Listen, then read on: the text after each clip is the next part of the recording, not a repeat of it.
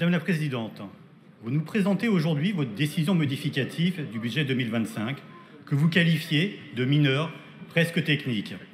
En réalité, elle révèle des choix politiques discutables et confirme ce que notre groupe dénonce depuis le début du mandat.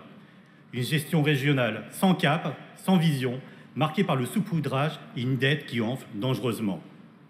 Mais derrière ces ajustements, la dette continue d'enfler et la capacité de désendettement de la région se détériore. Et ce sont toujours les mêmes priorités qui passent à la trappe.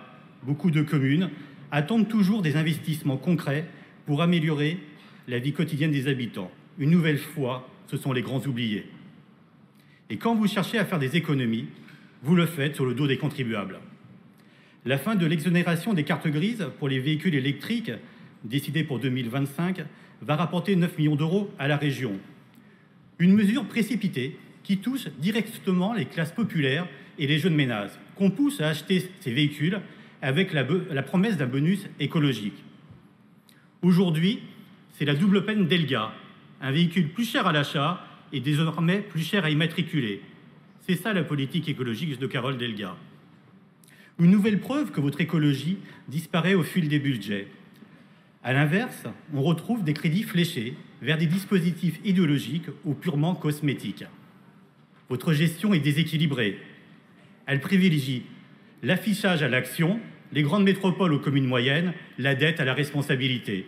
En gros, une politique socialiste. Le groupe du Rassemblement national, fidèle à sa ligne de bon sens et de proximité, votera contre ces décisions modificatives et continuera de défendre une autre vision de la région Occitanie, plus juste, plus claire, plus proche des territoires et plus proche de ses habitants. Je voudrais également rappeler une chose fondamentale pour nous. La région n'est pas un guichet de subventions partisanes, ni un tremplin électoral pour une future candidature nationale. Les habitants de l'Occitanie attendent autre chose que des formules creuses ou des plans sur PowerPoint. Ils attendent du concret, de la clarté, du courage et surtout une vision pour notre région. Je terminerai mon intervention par cette citation. Gouverner, c'est prévoir, et ne rien prévoir, c'est courir à sa perte. Et cette phrase reflète totalement la politique budgétaire de votre majorité.